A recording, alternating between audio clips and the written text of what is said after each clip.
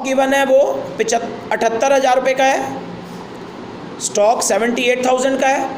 इसके बाद फर्नीचर इसमें दे रखा है शायद 10,000 का, और कंप्यूटर दे रखा है 80,000, और 1,70,000 की सन्ड्री असेट है, 1,70,000। तो ये आपने पहले सारी असेट डाल दी।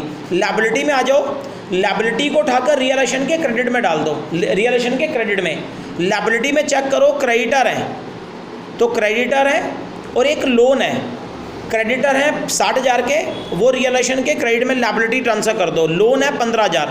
एक ये वाला लोन भी आप चेक करो, ये जो लोन एक 15,000 वाला है ये आउटसाइड लोन है, ये आउटसाइड जो बाहर का लोन नहीं उतारे जैसे बैंक वैंक का लोन है, तो ये तो लायबिलिटी में ही आता है। हाँ, इसको तो पे करेंगे ही। ये पार्टनर के लोन मना कर रखे थे टू ए, ये पार्टनर लोन बोला था नहीं आएगा, लेकिन इस क्वेश्चन में आएगा। इस क्वेश्चन में ये लोन बाय ए, जो ये पार्टनर वाला लोन है ना, इसको भी रियलाइजेशन में ही डालेंगे। एंड अमाउंट इज 1 लाख, इसको भी रियलाइजेशन में ही डालेंगे। वो तो मैं बार बार अब बता ही चुका हूँ क्यों डालेंगे, क्योंकि इसके बदले में हम असेट दे रहे हैं, कंप्यूटर दे रहे हैं, तो इसको यही डालेंगे, कैश में नहीं डालेंगे, क्योंकि कैश में नहीं चुका रहे। और ये यहाँ डालेंगे जरूर लोन। और देखो इधर मैंने कंप्यूटर भी डाल दिया, तो दोनों ट्रांसफर कर दी, असेट भी डाल दी, लायबिलिटी भी डाल दी। लेकिन बाद में अब इसका कुछ नहीं करेंगे, ना तो ये लोन बाय ए जो पार्टनर लोन है चुकाएंगे इधर, और ना ये कंप्यूटर को इधर बेचेंगे। समझ रहे हो मेरी बात? क्यों? क्योंकि इस लोन के बदले में कंप्यूटर दिया ना, और लायबिलिटी के बदले में असेट दी, तो कोई एंट्री आगे कोई एंट्री नहीं होगी। बोलो ठीक है? चलिए, अच्छा ये ट्रांसफ़र हो गया। और हाँ, ये कैपिटल है, कैपिटल को भी साथ साथ सबको डाल दो। जो ये कैपिटल गिवन है ये कहाँ जाएंगी? कैपिटल तो कैपिटल अकाउंट में चली जाएंगी। कैपिटल अकाउंट के क्रेडिट में बैलेंस बीडी के नाम से, बैलेंस बीडी के नाम से जो कैपिटल्स हैं वो कैपिटल अकाउंट में आप ट्रांसफ़र कर दो।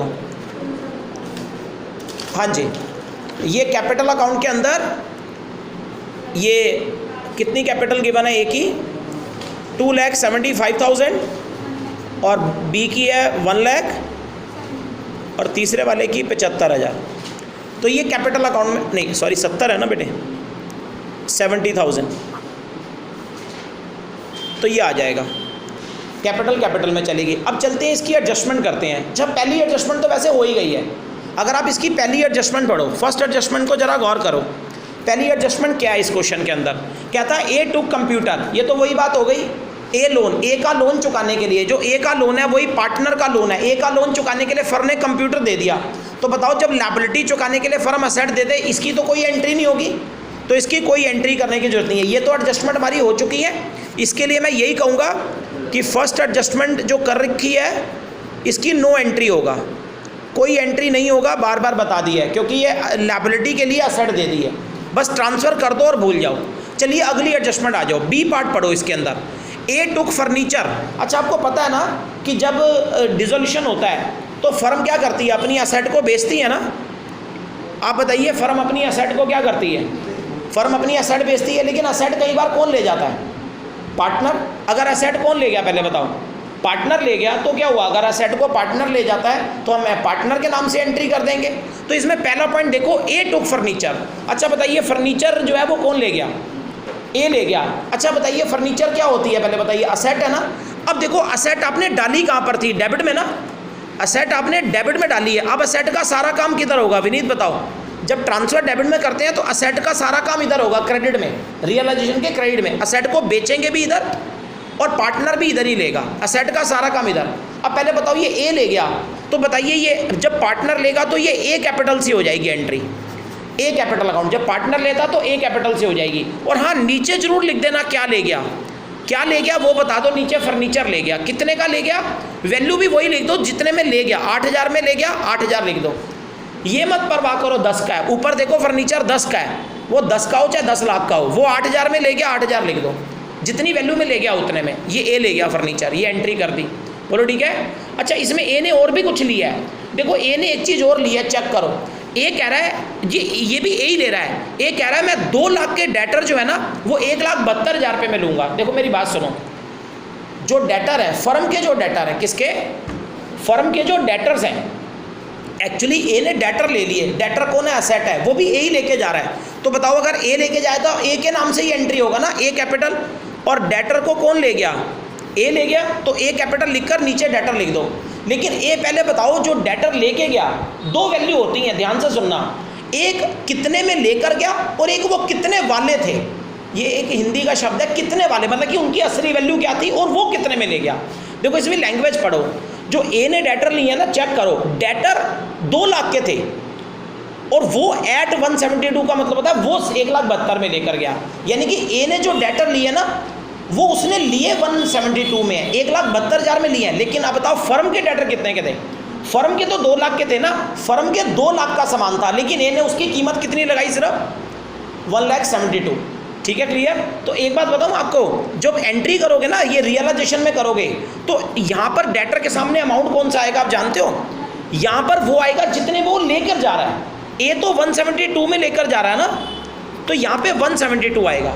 ए ने तो 172 में लिया ना, तो यहाँ पे 172 आएगा। और हाँ, आप मुझे बताओ, ए ने नेट जितने में लिया उतना आएगा, लेकिन फर्म में से, फर्म के डेटर तो 2 लाख के थे, तो फर्म में से डेटर कितने खिसक गए? जो फर्म में से डेटर चले गए, फर्म के तो 2 लाख के डेटर थे ना, तो वो तो 2 लाख वाले ले गया ना, तो फर्म में से तो डेटर 2 लाख के निकल गए ना। अब मुझे बताओ अंकुश, जतिन, फर्म में से डेटर कितने के निकल गए बताइए? फर्म में से तो नहीं, फर्म में से तो पूरे 2 लाख के गए ना, फर्म के तो 2 लाख के डेटर है ना। अब चेक करो फर्म के डेटर कितने हैं, एक्चुअल में 2 लाख, तो 2 लाख वाले वो 172 में ले जाएगा, तो फर्म में से तो 2 लाख का सामान चला गया ना। तो याद रखिएगा, ए जितने में ले गया वैल्यू तो उतनी आएगी, लेकिन फर्म में से मैं यहाँ पे कैलकुलेशन करके दिखा देता हूँ। आप पहले ये बताओ फर्म में टोटल डेटर कितने हैं? फर्म के जो टोटल डेटर हैं वो बैलेंस शीट में देख लो आप। अब बैलेंस शीट में देखो, फर्म के डेटर है 262, चेक करो, फर्म के डेटर 262 हैं। इसमें से बताओ ए कितने ले गया? फर्म में से कितने के गए विनीत? 2 लाख के गए। अरे वो 2 लाख के चाहे 2 रुपये में ले जाए, लेकिन फर्म की तो चीज़ 2 लाख की चली गई ना। तो फर्म में से डेटर कितने जा चुके हैं बताइए? फर्म में से 2 लाख के डेटर गए, 262 में से 2 लाख के गए। अब फर्म में रिमेनिंग कितने बचे? फर्म में सिर्फ 62,000 के रिमेनिंग बचते। बताइए प्लीज़, ये पॉइंट क्लियर है आपको? तो लाइव पढ़ रहे हो, समझ आ रहा है? 2,62,000 के तो हैं, उसमें से फर्म में से कितने चले गए? 2 लाख के गए। कौन ले गया? ए। वो ए चाहे 172 में ले जाए, कम में ले जाए, वो अलग बात है, लेकिन फर्म में से तो 2 लाख के गए ना। तो फर्म में से 2 लाख के गए, तो आप मुझे बताइए, तो फर्म में 262 है, उसमें से 2 लाख के जाते हैं, तो फर्म में कितने बचे? अब फर्म में पीछे कितने बचे? फर्म में बचे सिर्फ 62, फर्म के अंदर 62,000 के डेटर बचे हैं बस। ये फर्म के पास पीछे रह गए हैं। Is it clear? और बाकी के ए ले गया, लेकिन एंट्री 172 से ही होगी। क्यों? क्योंकि ए ने तो 172 में लिया, यहाँ पे वही अमाउंट आएगा नेट प्राइस जितने में ए लेकर गया। क्लियर है?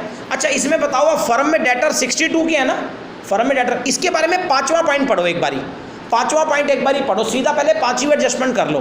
देखो 5वीं एडजस्टमेंट में पढ़ो क्या लिखा है, the remaining debtor were sold to डेप्ट collection agency at 50% of book value. ये देखो रिमेनिंग डेटर की बात कर रहा है 5वें पॉइंट में। अब बताओ फर्म में डेटर कितने बचे हैं? 62 के ना। तो ये जो 62 के है ना, इनका फर्म ने क्या किया? फर्म ने इनको बेच दिया। ये कोई पार्टनर नहीं लेके गया, फर्म ने बेच दिया। लिखा है ना, फर्म ने बाकी के डेटर बेच दिए। किसको? Collection agency. अरे एजेंसियां होती हैं, उनको बेच दिए, जाओ तुम ले लो। तो फर्म ने अपने बाकी के डेटर 62,000 वाले बेच दिए मार्केट में। और कितने में बेचे? 50%। 50% का मतलब आधे रेट पर। बुक वैल्यू का 50 कितना हुआ? ये फर्म में 62 के बचे ना, तो 62 का 50% निकाल लो, जो कि आएगा 31,000। यानी कि समझ लो फर्म ने जो बाकी के डेटर थे वो कितने में बेच दिए? जो फर्म के बाकी के डेटर्स हैं वो फर्म ने 31,000 में बेच दिए। बताओ ये 31,000 समझ आया कैसे आया? फर्म के डेटर जो बाकी के हैं वो 31,000 में फर्म ने सोल्ड आउट कर दिए। अच्छा बताओ, ये फर्म के डेटर असेट है, असेट बेच दी। अब क्या करेंगे अंकुश? असेट, ये तो फर्म ने असेट बेची है, असेट को बेच दिया है। तो आप बताइए इसका क्या होगा? असेट बेच दी फर्म ने, डेटर बेच दिए, तो असेट का सारा काम कहाँ होगा? अरे असेट का जो भी काम है होता तो आप मुझे बताइए रियलाइजेशन के क्रेडिट में ही है ना। असेट, ये फर्म ने डेटर बेचे हैं तो ये भी आएगा रियलाइजेशन के क्रेडिट में आएगा। लेकिन ये फर्म अपने डेटर क्या कर रही है? सोल्ड कर रही है। और कितने में? 31,000। तो यहाँ 31,000 वैल्यू आ जाएगी। लेकिन ये फर्म ने डेटर अपने सोल्ड करे हैं ना, तो ये एंट्री बाय बैंक से आ जाएगी। सॉरी, इसमें मेरे ख्याल से बैंक अकाउंट नहीं, क्या बनाने को बोला है? इसमें कैश अकाउंट बोला, तो बाय कैश अकाउंट के नाम से। ये जो फर्म अपने डेटर बेच रही है बाकी के बचे हुए, ये भी तो बेचने का काम भी कहाँ होता है? रियलाइजेशन के क्रेडिट में ही। और कितने में बेचे? नेट प्राइस आएगा 31,000 और कैश के नाम से आ जाएगी जो बाकी के डेटर है। ये डेटर का खुलासा हो गया, कुछ ए ले गया और कुछ बेच दिए। बताइए क्या ये कॉन्सेप्ट, पहली एडजस्टमेंट क्लियर है आपको? ठीक है, क्लियर। अच्छा एक बात बताओ, ये रियलाइजेशन में कर ली, यहाँ कर ली आपने, ए को दे दी, ए ने 2 सेट लिए, फर्नीचर लिया और डेटर लिए, और ये डेटर बिक गए, तो बताओ क्या ये एंट्री, ये एडजस्टमेंट है क्या? ये बस यही होगी या दूसरी बार भी पोस्ट होगा? यार ये एडजस्टमेंट है, ये एक बार यहाँ पर आया रियलाइजेशन में, तो ये ए ने लिया है फर्नीचर और डेटर, ए ने लिया, तो ये ए के कैपिटल अकाउंट में भी तो जाएगी ये एंट्री। एडजस्टमेंट 2 बार जाती है, तो ये एंट्री दूसरी बार कहाँ जाएगी विनीत? ये फर्नीचर डेटर जो ये ले गया, ये ए के कैपिटल अकाउंट में, तो इसकी दूसरी पोस्टिंग इसी एंट्री की कैपिटल अकाउंट में भी जाएगा ये कैपिटल अकाउंट के अंदर। अच्छा उधर कहाँ था, रियलाइजेशन में कहाँ था, जल्दी बताओ। नहीं, रियलाइजेशन में कहाँ है? क्रेडिट में है। रियलाइजेशन की क्रेडिट साइड होती है, रियलाइजेशन के क्रेडिट में है ना, तो कैपिटल अकाउंट में कहाँ जाएगा? डेबिट में। और यहाँ पर एंट्री किस नाम से आएगा, जल्दी बताओ। यहाँ रियलाइजेशन अकाउंट नाम आएगा, रियलाइजेशन। और हाँ नीचे लिख देना, नीचे लिख देना वो क्या ले गया, क्या ले गया बताइए? फर्नीचर ले गया और डेटर ले गया। इस पर फोकस करना यार, जो यहाँ बैठे हो मेरे इस पर रजिस्टर पे देख लो, बाद में नोट कर लेना, आप आगे देख लो, पढ़ने आए हो तो पूरा मन लगा के पढ़ो। ये असेट ले गया, तो ये कैपिटल अकाउंट के डेबिट में आ जाएगी एंट्री। इसको अपना बोर्ड समझ के यहाँ देखते रहो, चाहे तो आगे आ जाओ, मैं मना नहीं कर रहा हूँ, मेरे पास बैठ जाओ यहाँ पे। बताओ ये समझ आ रहा है? ये पार्टनर कैपिटल ले गया तो ए ले गया, तो ए में जाएगा ना, और ये रियलाइजेशन के नाम से। और फर्नीचर ले गया तो फर्नीचर दिख दो 8000 में ले गया, और डेटर 172 में ले गया।